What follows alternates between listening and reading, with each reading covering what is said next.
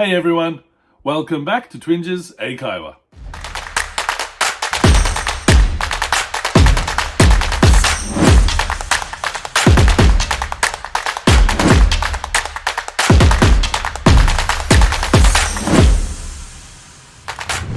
皆さんこんにちは、Twinges 英会話です。Welcome back。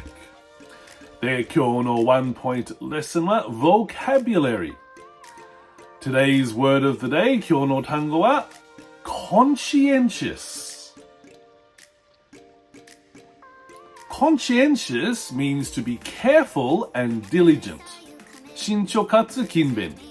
Conscientious also means to be guided by one's sense of right and wrong. 善悪の感覚に導かれる。例えば She is a conscientious student.Who always hands in her homework on time.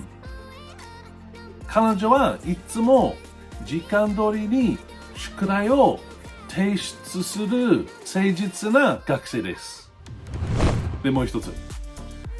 The nurse was very conscientious about following the doctor's instructions. 看護師は医者の指示に従うことにとっても誠実だった。でもう一つ。It's important to be conscientious about recycling. リサイクルについて良心的であることが重要です。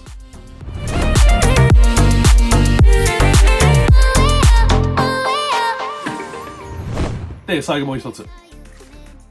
The project was completed on time, thanks to the team's conscientious efforts.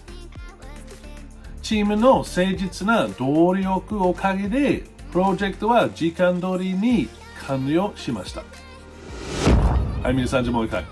To be conscientious, to be careful and diligent. 慎重かつ勤勉。